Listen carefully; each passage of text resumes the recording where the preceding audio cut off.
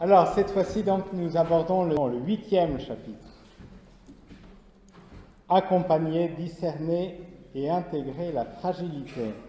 C'est le chapitre qui a fait couler beaucoup d'encre, parce que c'est au cœur de ce chapitre qu'il y a deux petites notes de bas de page où il est question des sacrements pour les personnes divorcées, remariées à la mairie. Alors, mais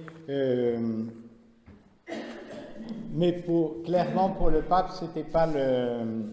Tu vois, c'est le chapitre 8.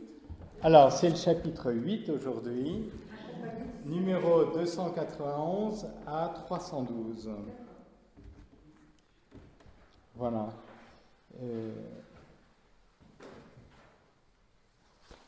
Voilà. Alors, donc les médias tout de suite se sont précipités sur ce chapitre pour regarder. Vous avez en bas de vos pages, alors que je retrouve, par exemple, voilà, la note 336, ou alors pire, si je puis m'exprimer ainsi, la parole, la note 351, alors c'est celle-là surtout qui a fait beaucoup causer. Voilà, enfin peu importe. Voilà. Mais pour le pape, c'était pas le cœur de son enseignement. Alors il disait encore dans l'avion là, vers Bakou, ou quand il revenait de Bakou en octobre, tout le monde va au chapitre 8. Non, il faut lire du début à la fin. Et quel est le centre? Mais cela dépend de chacun. Pour moi, le centre, le noyau d'Amoris Laetitia est le chapitre 4, qui sert pour toute la vie. Mais il faut la lire en entier, la relire en entier, et la discuter en entier, c'est tout un ensemble. Voilà. Donc, et pas simplement une note de bas de page sur les 250 pages de... En fait, le pape François, finalement, il s'en est bien tiré, hein, honnêtement, parce que quand est parue la lettre, il y a un an, voilà maintenant, le 8 avril 2016, tout le monde s'attendait là sur cette question-là. Mais lui disait que c'est une attrape là, en italien, un piège en fait, cette question parce que pour lui, c'est pas le cœur de la question qui concerne la famille. Hein, il y a d'autres questions, et même pour les personnes qui sont plus directement concernées, c'est pas le cœur de la question non plus. Donc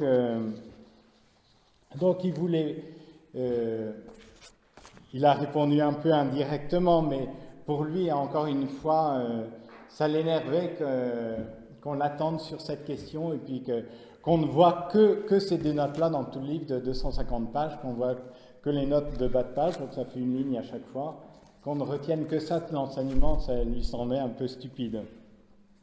Quelque part, ça me fait penser à l'attitude des gens vis-à-vis de ce que pouvait bien dire le pape François, un peu à ce que à des situations dans l'évangile, hein, avec la femme adultère, alors ils lui amènent et puis ils lui disent mais on doit la lapider ou pas, toi qu'est-ce que tu dis? Jésus à chaque fois il décale la réponse, il répond pas vraiment, ou quand il est question aussi ils amènent, non, ils viennent, devons-nous payer l'impôt à César ou pas? Et alors, Jésus décale un petit peu la question aussi. Il ne répond pas par oui ou par non. Et je dois dire qu'à la bonne école de Jésus, finalement, le pape, il ne répond pas vraiment par oui ou par non non plus. Hein. Donc, c'est vrai que certains trouvent que sa réponse est un peu confuse, mais... oui et non, on verra un petit peu plus précisément justement, mais ça sera cet après-midi. Mais voilà, en tout cas, lui, c'est vraiment pas la question qui l'intéressait, et il voulait pas s'engouffrer dans ce... C'était la seule chose que les médias attendaient, c'était ça et sur les personnes homosexuelles. Mais là, il a été très clair sur le mariage homosexuel. Alors là, plus clair, on ne peut pas. Il dit non, ça n'a rien à voir avec le mariage, donc on n'en parle même pas. Ceci dit, on doit le respect aux personnes qui ont cette souffrance, etc. Voilà, donc il aime les personnes, mais il dit mais non, ça n'a rien à voir avec le mariage, donc on n'en parle même pas là-dedans parce que ça n'a rien à voir. Voilà. Mais tout le monde sait qu'il apprécie les personnes qui correspondent quelquefois avec des personnes qui homosexuelles, mais pour lui, le mariage, c'est autre chose. Donc voilà, on ne mélange pas tout. Alors, je vais vous faire un scoop. Le chapitre 8 arrive après le chapitre 7. Là, je crois que jusque-là, vous me suivez. Alors, je trouve que le chapitre 8, on peut le lire un petit peu à partir du chapitre 7. Le chapitre 7, il parle de l'éducation. C'est ce qu'on a vu la dernière fois. Et en même temps, c'est une application pratique. Alors, il ne s'adresse pas à des enfants dans ce cas-là, mais ce qu'il disait dans le chapitre 7, je vais reprendre 2 numéros du chapitre 7 pour voir combien ce qu'il pouvait dire déjà dans le chapitre 7 se retrouve finalement dans ce chapitre 8. Au numéro 271, il disait « L'éducation morale implique de demander à un enfant ou à un jeune uniquement ces choses qui ne représentent pas pour lui un sacrifice disproportionné, de n'exiger de lui qu'une part d'effort qui ne provoque pas de ressentiment ou des actions trop forcées. Le parcours ordinaire est de proposer de petits pas qui peuvent être compris, acceptés, valorisés et impliquent un renoncement proportionné. Autrement, en exigeant trop, nous n'obtenons rien. » Et je crois que ça, c'est tout à fait dans le chapitre 8. Vous verrez, pour les situations difficiles, c'est ces petits pas et pas exiger trop des personnes, mais juste qu'elles peuvent donner.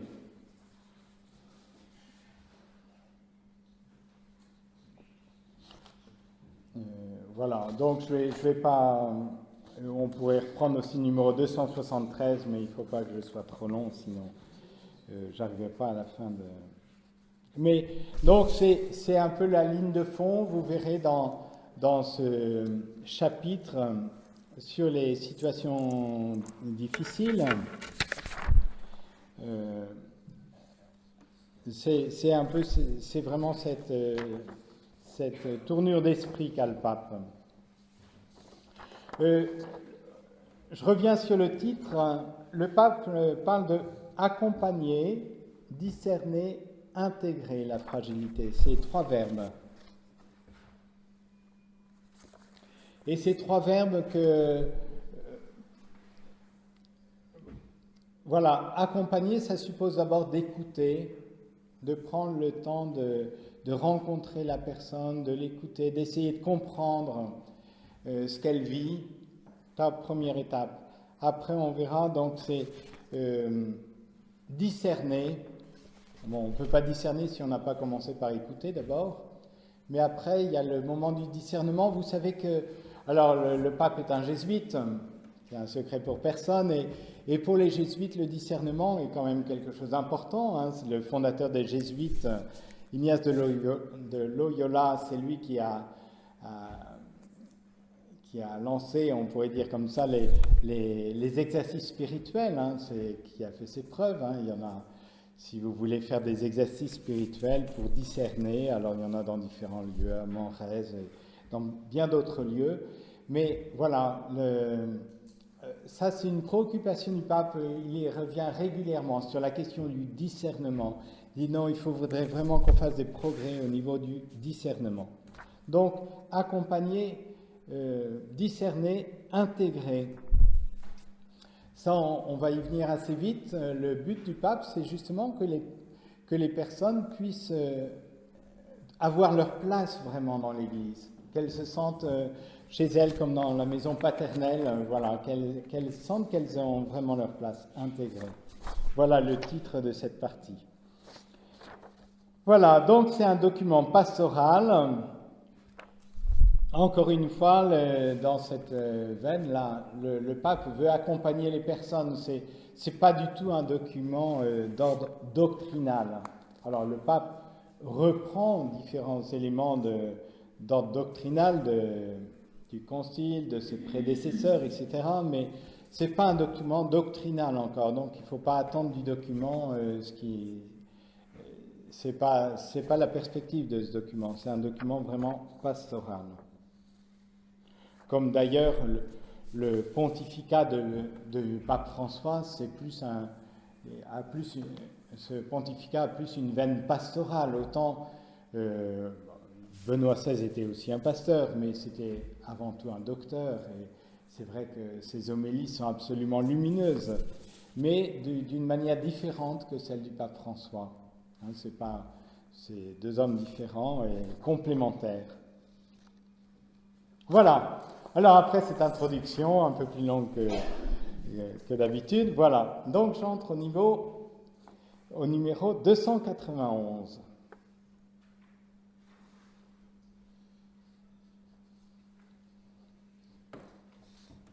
Dans ce numéro 291, je vais pas retenir beaucoup de choses, mais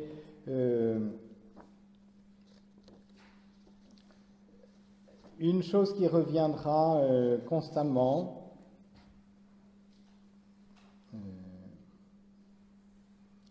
donc l'Église, illuminée par le regard de Jésus-Christ, se tourne avec amour vers ceux qui participent à sa vie de manière incomplète,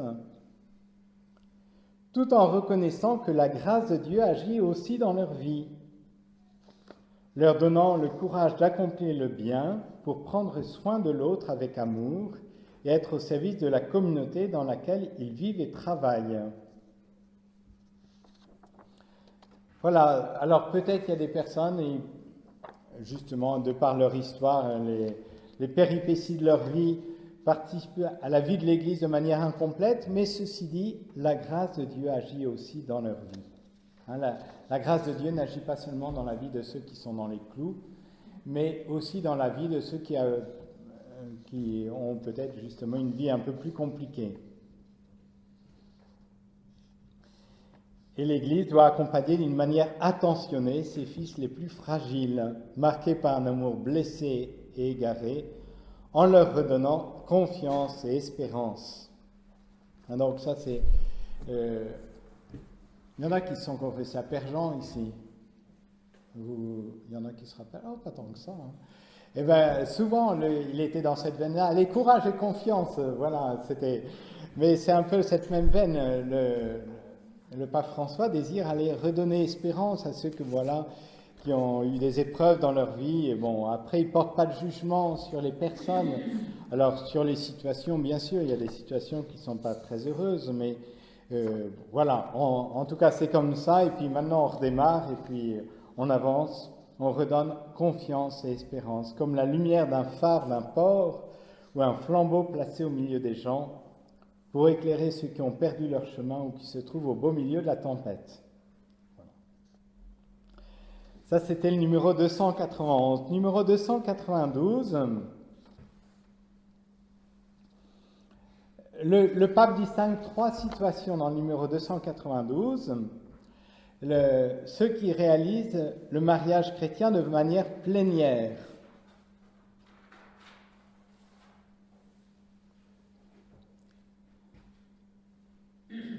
Après, ceux qui sont en contradiction avec cet idéal.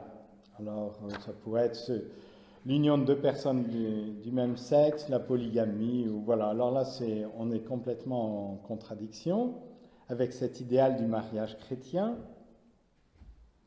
Et puis, troisième chose, la réalisation partielle et par analogie. Alors, c'est plutôt cette troisième situation qu'il va aborder au cours de ce chapitre 8. Donc, par exemple, les divorcés mariés, il faut valoriser les éléments constructifs dans ces situations. Donc, valoriser. Hein, c'est toujours cette perspective assez positive du pape François. Valoriser ce qui est constructif dans ces situations.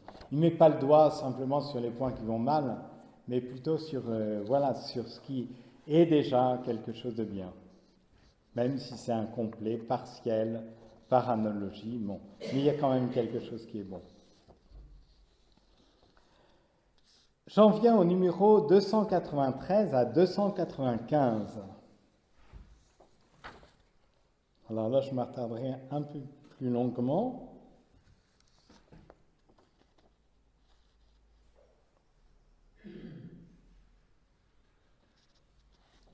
Là, il ne parle pas simplement des divorcés remariés, mais il parle aussi de ceux qui se sont mariés seulement civilement, de ceux qui cohabitent. Mais dans tous les cas, il invite à une attention pastorale miséricordieuse et encourageante. Et son attitude toujours, c'est d'essayer de comprendre pourquoi. Et mettre en valeur les signes positifs, encore une fois. Parce que dans bien des situations, c'est pas de manière un peu idéologique que les gens refusent de se marier. Hein. Ça peut être soit parce que le contexte ambiant fait que beaucoup de gens ne se marient pas, donc ils font comme tout le monde, mais sans forcément, c'est pas absolument délibéré, voilà, ils laissent la vie décider pour eux quelquefois, ou certains, ils attendent pour se marier parce qu'ils veulent faire une belle fête, ils ont passé dessous, après il peut y avoir, mais c'est pas forcément, ils se positionnent pas contre le mariage, tous ces gens-là, c'est simplement que, ils se positionnent pas pour le mariage, mais ça veut pas dire pour autant qu'ils soient contre. Et là, dans ces paragraphes, le pape parle de la loi de la gradualité. Alors, d'où vient cette loi de la gradualité? Vous en avez sans doute déjà entendu parler. Cette loi de la gradualité est apparue notamment au moment du synode sur la famille en 1980, et ça avait été repris par Jean-Paul II dans son encyclique, je crois que c'est une encyclique, Familiaris Consortio, ou une exhortation apostolique, je ne me rappelle plus, mais en tout cas, ça avait été repris. Voilà ce que disait Familiaris Consortio, donc c'est un document majeur quand même sur la famille de Jean-Paul II. La loi de gradualité désigne un cheminement pédagogique de croissance incontournable pour les êtres insérés dans le temps que nous sommes. Cheminement pédagogique de croissance, cette dimension pédagogique.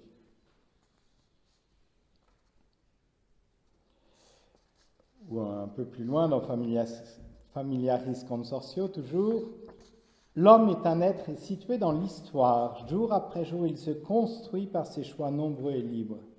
Ainsi, il connaît, aime et accomplit le bien moral en suivant les étapes d'une croissance.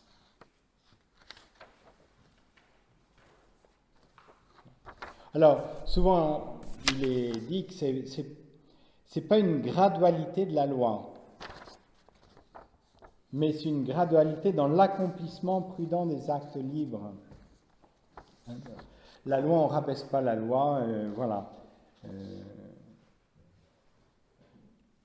Alors, je peux vous lire peut-être ce que disait Jean-Paul II, c'était au numéro 34 de Familiaris Consortio.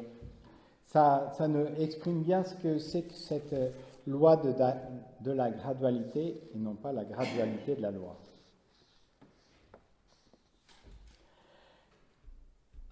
Les époux, dans la sphère de leur vie morale, sont appelés à cheminer sans se lasser.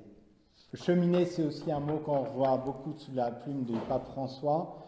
Le mot chemin, cheminer, je ne sais pas combien de fois il apparaît dans cette exhortation apostolique, mais souvent en tout cas.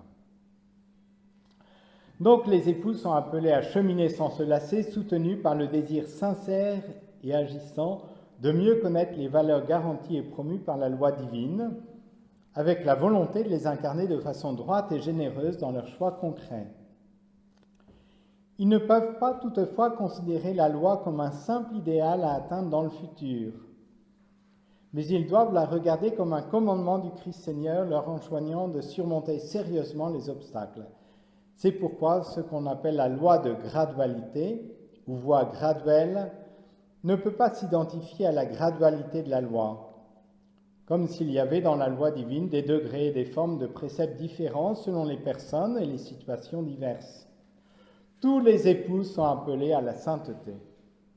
Donc, la loi de la gradualité, c'est pas dire, bon, voilà, mon pauvre petit, tu peux pas faire plus, donc voilà, pour toi, on rabaisse un peu la barre parce que... Non. Nous sommes tous appelés à la sainteté. Et l'Église ne veut pas rabaisser tous, nous sommes appelés à la sainteté.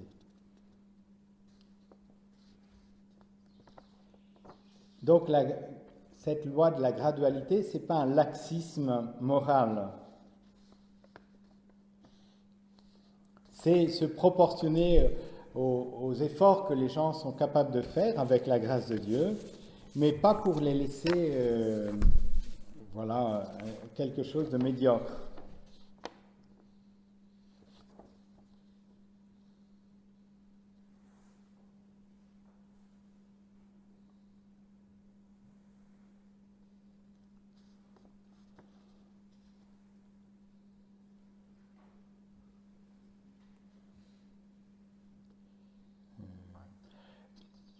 Et donc, cette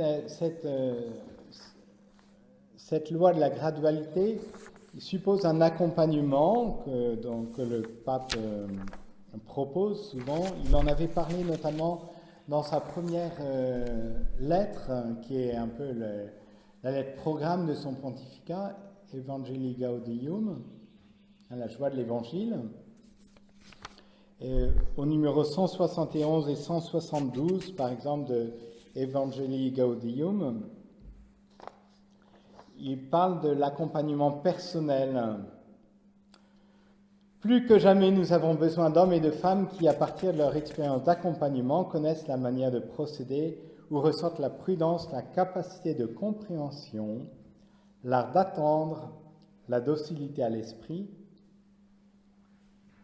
Nous avons besoin de nous exercer à l'art de l'écoute. Voilà, je ne vais pas tout vous lire.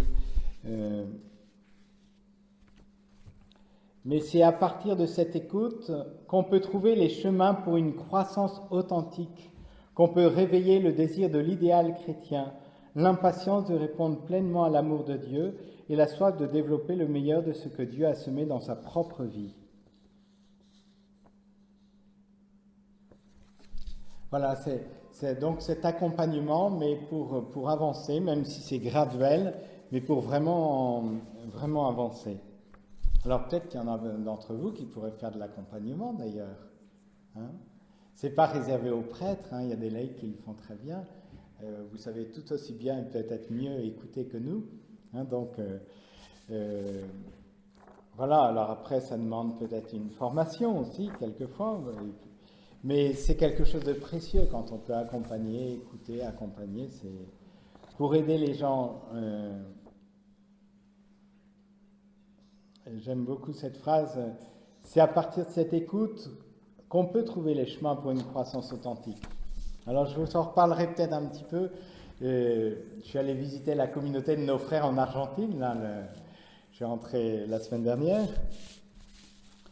Et tout le début de mon séjour, c'était surtout d'écouter. Il y avait quelques petites choses un peu compliquées.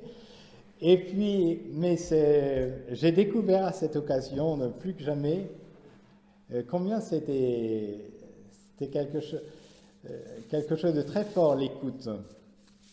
Et du coup, voilà, ça a pu avancer beaucoup plus que je pouvais imaginer sur certains points. Mais voilà, mais à partir d'une écoute.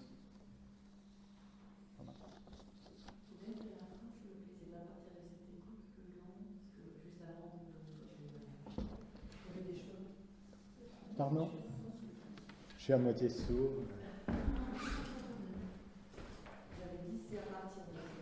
Alors, c'est à partir de cette écoute respectueuse et capable de compatir qu'on peut trouver les chemins pour une croissance authentique.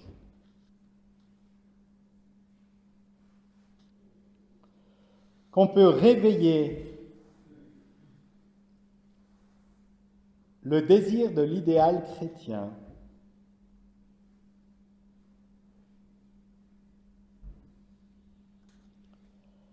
L'impatience de répondre pleinement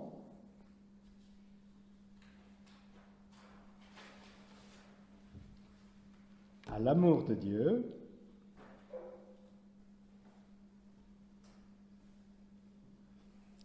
et la soif de développer le meilleur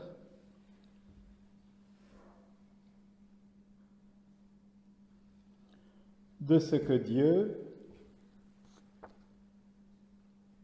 a semé dans sa propre vie.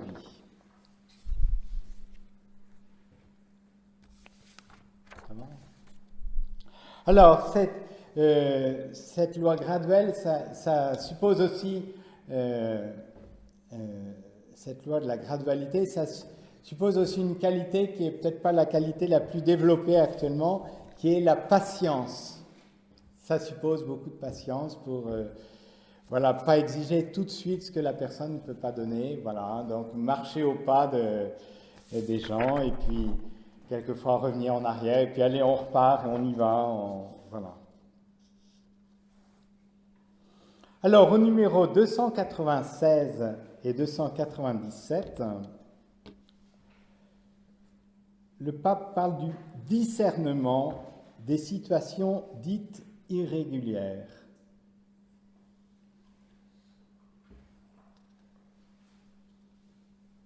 Il met toujours cette nuance. Ce n'est pas des situations irrégulières, c'est des situations dites irrégulières. Alors c'est là qu'il est question notamment de l'intégration. Alors vous connaissez peut-être cette homélie du 15 février 2015, bien sûr, elle vous revient à l'esprit, sitôt que je vous dis la date, vous dites bien sûr. Il y a quelques homélies marquantes du pontificat, et ça, c'en est une clairement. C'est une des homélies marquantes du pontificat. Il y en a plusieurs, mais ça, c'est vraiment une homélie marquante du pontificat du pape François. Alors, dans quelles circonstances il a prononcé cette homélie? Alors, c'était à l'occasion, il y avait des nouveaux cardinaux. Et c'était un dimanche, je ne sais plus quel dimanche, mais en tout cas, c'était l'année B. Et c'était un commentaire de l'évangile de ce dimanche, c'était Saint Marc, chapitre 1, versets 40 à 45. Il s'agit du lépreux. Jésus qui guérit un lépreux. Alors je reviens un petit peu sur cette homélie qui est importante parce que je pense que le pape François, d'une manière ou d'une autre, il revient souvent. Il a quelques thèmes sur lesquels il revient souvent, et ça, c'en est un. Et du coup, le lépreux, justement, il a été exclu. Alors voilà ce que dit le pape. Moïse, traitant juridiquement la question des lépreux, demande qu'ils soient éloignés et exclus de la communauté tant que dure leur mal, et il les déclare impurs. Le but de cette réglementation était de sauver les bien portants, protéger les justes, et pour les sauvegarder de tout risque, exclure le danger, traitant sans pitié celui qui est contaminé. Donc, voilà, la lèpre, donc on les met vraiment, on les voit souvent dans l'évangile, il y a souvent des lépreux, et alors on n'a pas le droit d'entrer en rapport avec eux, etc.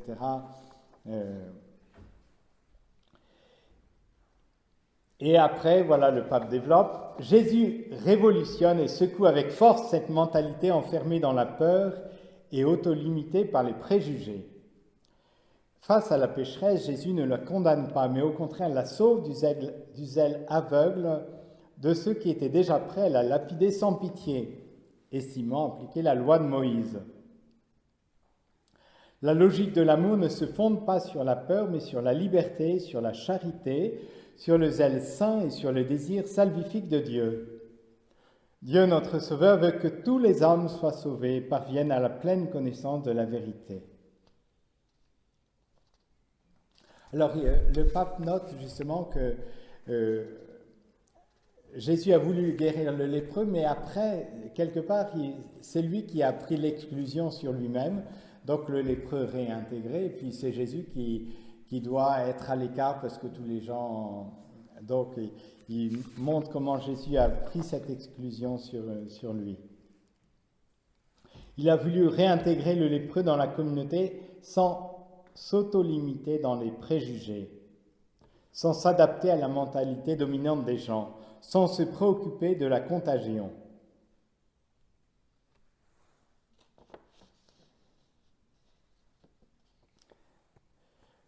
Pour Jésus, ce qui compte avant tout, c'est de rejoindre et de sauver ceux qui sont loin, soigner les blessures des malades, réintégrer tous les hommes dans la famille de Dieu, et cela scandalise certains.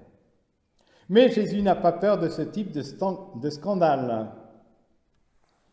Il ne pense pas aux personnes fermées qui se scandalisent même pour une guérison, qui se scandalisent face à n'importe quelle ouverture, à n'importe quel pas qui n'entre pas dans leurs schémas mentaux et spirituels, à n'importe quelle caresse ou tendresse qui ne correspond pas à leurs habitudes de pensée, à leur pureté rituelle.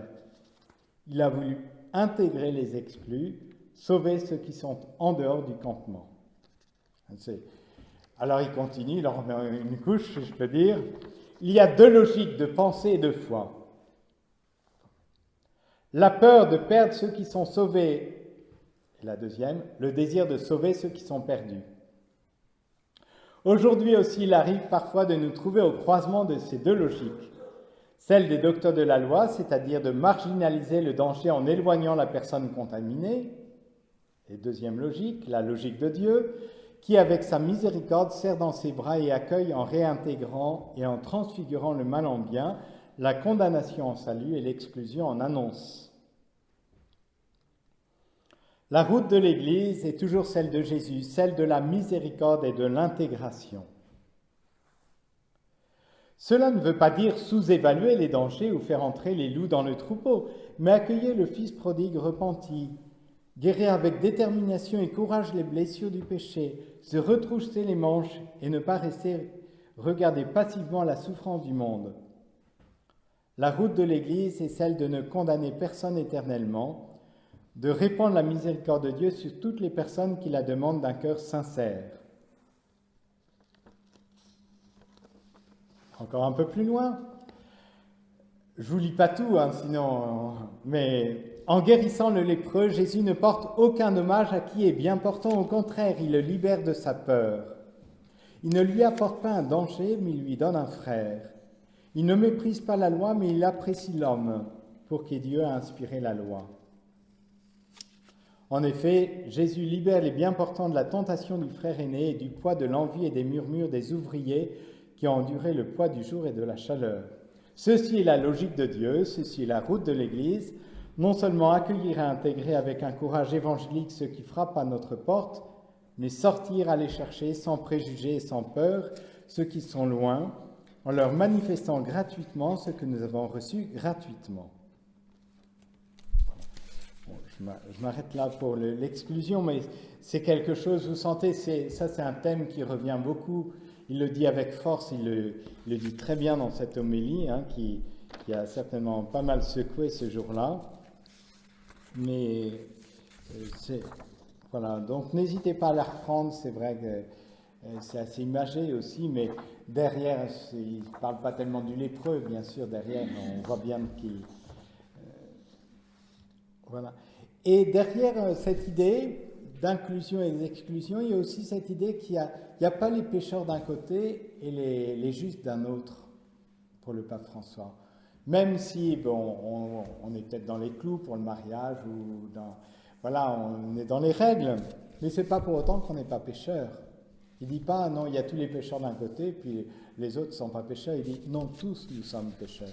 Cette logique d'intégration, c'est aussi la logique d'une intégration dans une communauté de pécheurs. Où, voilà, alors, on n'a pas bien sûr, il n'encourage pas non plus à faire au péché, hein, c'est pas du tout ça, mais si grâce à Dieu, donc, on n'est pas dans une situation qui nous empêche d'aller communier, mais ce n'est pas pour autant qu'on ne doit pas dire « je ne suis pas digne de te recevoir, parce que moi aussi je suis pécheur ». Et du coup, vous sentez déjà que là, derrière cette idée d'inclusion et d'exclusion, d'intégrer, la question du pape, c'est pas tellement de recevoir la communion sacramentelle pour les divorcés mariés. Ça, c'est accessoire d'une certaine manière. C'est d'abord qu'ils aient leur place, qu'ils soient dans la communion de l'Église, vraiment, qu'ils sentent qu'ils font vraiment partie de l'Église. C'est pas tellement la communion sacramentelle, c'est plus encore la communion avec Dieu qui l'intéresse et la communion avec les autres membres de l'Église. C'est ça qui l'intéresse, plus que la communion eucharistique. Je pense que c'est... Alors bien sûr, quand on peut recevoir la communion eucharistique, c'est très bien, et Jésus nous donne son corps, mais ça reste qu'une grâce qui nous est donnée. C'est pas, encore une fois, c'est pas non plus un dû, la communion. Et de toute façon, vous verrez, à partir du moment où quelqu'un est dans cette posture, j'ai droit à la communion, le pape dit, reste dans ton coin, la communion, c'est pas un bon point, non. C'est une grâce qui t'est faite, pour tous. Alors on y reviendra, mais on ne peut pas revendiquer un droit sur la communion, sur recevoir le corps de Jésus, pour qui que ce soit d'ailleurs. Voilà. Alors, je continue un petit peu, encore un petit peu avant de la pause, avant de l'adoration. Alors, numéro 298. Oh, c'est un long numéro celui-là. Oui, 298.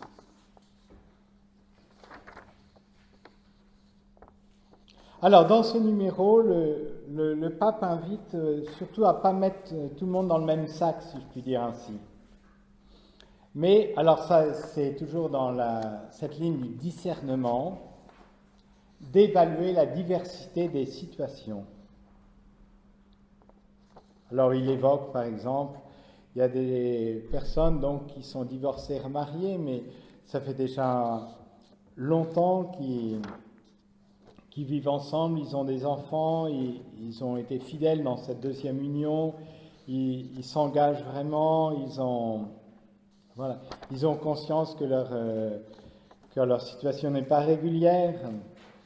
Voilà, mais en même temps, ils ne voient pas comment ils pourraient faire marche arrière parce qu'ils ont eu des enfants, etc. Donc il dit, bon, il y a cette situation, mais après, il y a ceux qui ont été abandonnés, même s'ils ont fait tous leurs efforts, de fait, ils se retrouvent tout seuls. Il y a ceux et du coup, ils ont cherché à vivre avec quelqu'un d'autre après. Il y a ceux qui, se sentant pas assez forts pour éduquer leurs enfants, ont cherché à vivre avec quelqu'un d'autre. Voilà, bon. Donc, de bien distinguer les différentes situations. Et puis, il y a ces situations, voilà, et puis il y a d'autres situations qui sont complètement contraires à l'idéal évangélique. Ou alors, il y a une violence, il y a où on ne prend pas du tout en compte la souffrance des enfants. Ça, c'est quelque chose qui revient souvent sous la plume du pape François. Je ne l'ai pas lu tout à l'heure, mais lui, de porter l'attention comment les enfants vivent ces situations douloureuses des parents. Bon, les enfants n'y sont pour rien, mais voilà, qu'on les laisse autant que possible en dehors des conflits qui sont douloureux, mais voilà, que de ne pas en faire porter le poids aux enfants autant que c'est possible.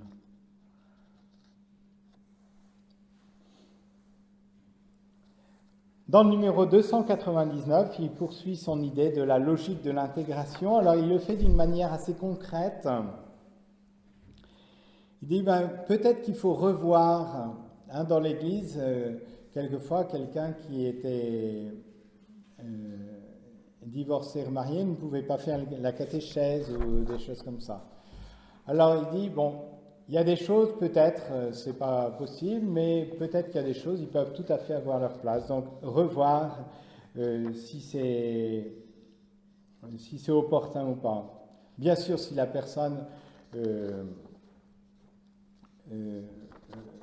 fait la promotion de son mode de vie, bien sûr, on ne peut pas lui donner une charge d'enseignement dans l'Église, ça c'est évident. Mais il y a peut-être d'autres manières où ils peuvent avoir un rôle vraiment dans l'Église et pas se sentir rejetés. Numéro 300, alors ça sera sur ce numéro que je m'arrêterai ce matin. Alors ce numéro 300 a fait couler pas mal d'encre par la note 336. Alors je vous lis ça.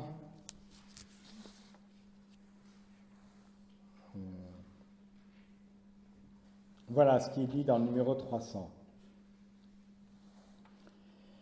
Si l'on tient compte de l'innombrable diversité des situations concrètes, comme celles mentionnées auparavant, on peut comprendre qu'on ne devait pas attendre du synode ou de cette exhortation une nouvelle législation générale du genre canonique.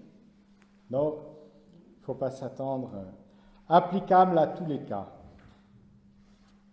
Il faut seulement un nouvel encouragement au discernement responsable, personnel et pastoral des cas particuliers, qui devrait reconnaître que, étant donné que le degré de responsabilité n'est pas le même dans tous les cas, les conséquences ou les effets d'une norme ne doivent pas nécessairement être toujours les mêmes. Alors c'est là que les choses... et alors on lit en note justement, à note 336, pas davantage en ce qui concerne la discipline sacramentelle, étant donné que le discernement peut reconnaître que dans une situation particulière, il n'y a pas de faute grave. Voilà. Je ne vous lis pas le reste de la note et le reste du passage, mais voilà. Alors, simplement sur ce numéro 300, qui est assez long, donc vous pourrez le lire.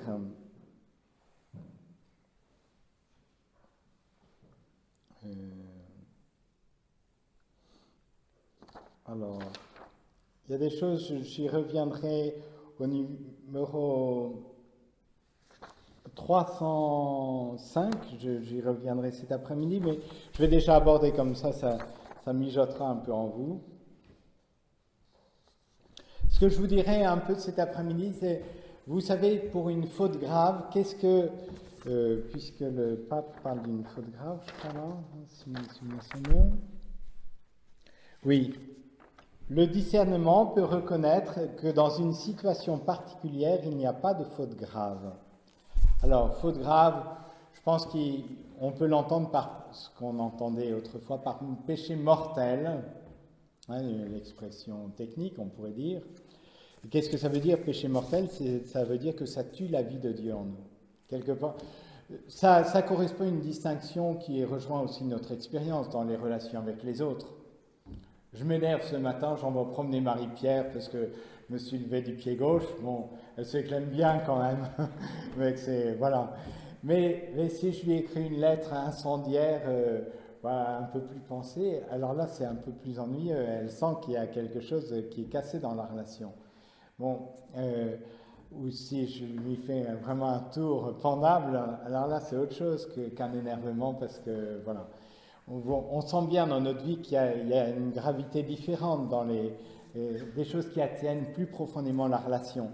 Et dans la doctrine de l'Église sur le péché véniel et le péché mortel, c'est la même chose.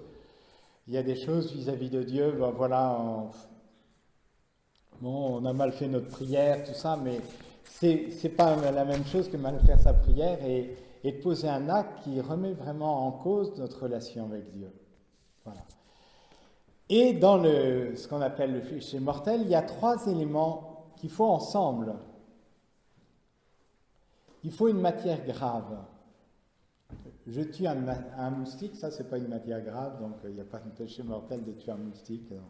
Voilà. Mais c'est vrai que en ce qui concerne la fidélité conjugale, ça c'est une matière grave. La matière est grave. Mais il n'y a pas que ça qui compte. Il y a ça c'est un élément tout à fait objectif, on pourrait dire, et beaucoup plus. Il y a deux éléments qui sont, et de l'extérieur on ne peut pas savoir. Ça concerne l'intelligence et la volonté. Ça concerne, est-ce que je sais vraiment que c'est un mal? Alors après, là vous voyez tout de suite déjà on rentre dans des choses un peu plus délicates, un peu plus compliquées. Jusqu'à quel point je sais que c'est mal? Parce qu'on peut aussi s'aveugler pour ne pas voir le mal. C'est là que on est quelquefois un peu compliqué et puis volontairement on ne veut pas voir que c'est mal. Quelquefois donc... c'est là que ça demande un peu plus de doigté, et c'est là qu'après on voit que l'accompagnement est important pour discerner. Si le pape parle d'un accompagnement, c'est aussi pour essayer de comprendre vraiment. C'est au niveau de la connaissance, et puis c'est au niveau aussi de la volonté. Est-ce que vraiment on voulait ce mal, ou est-ce que voilà, on s'est laissé entraîner, mais jusqu'où on le voulait?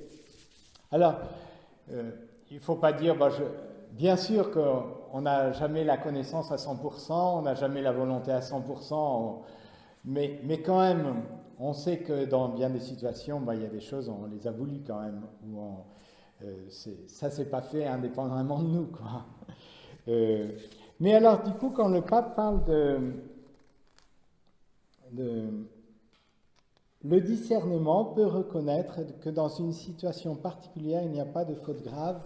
Mais quelquefois, justement, en échangeant avec la personne, on peut se rendre compte que finalement, peut-être ce qui est objectivement est quelque chose de grave, se rompre le lien avec son mari ou sa femme, c'est clairement quelque chose de grave. Donc ça, il n'y a pas de doute là-dessus. Mais ça peut faire que finalement, c'est peut-être pas aussi grave dans la subjectivité de la personne que ça peut le paraître extérieurement. Et du coup, les conséquences au niveau des sacrements, comme dit le pape, il ne parle pas de la communion directement d'ailleurs dans ses notes, mais au niveau des sacrements, peut-être qu'il faut peut-être y regarder à deux fois et pas mettre tout dans le même sac.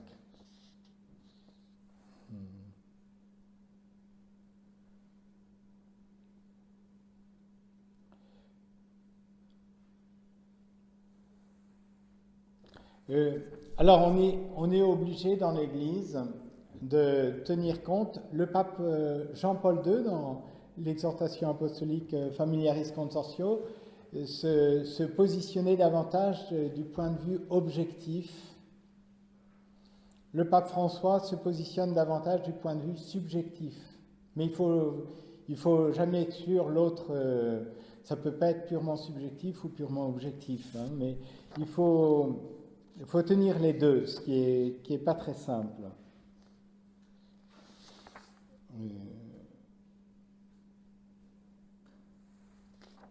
Alors, qu'est-ce que je peux vous dire là-dessus? Alors, je vais vous dire une chose, ça va vous faire bondir peut-être, ça vous réveillera comme ça.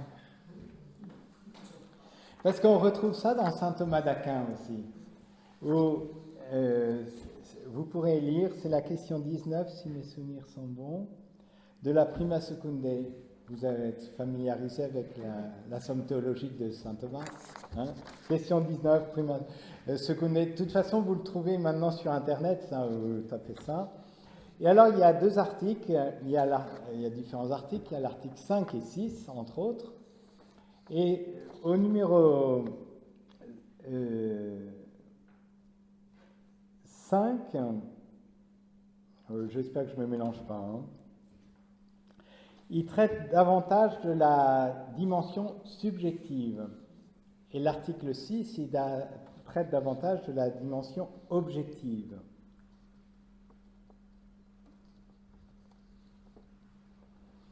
Et alors,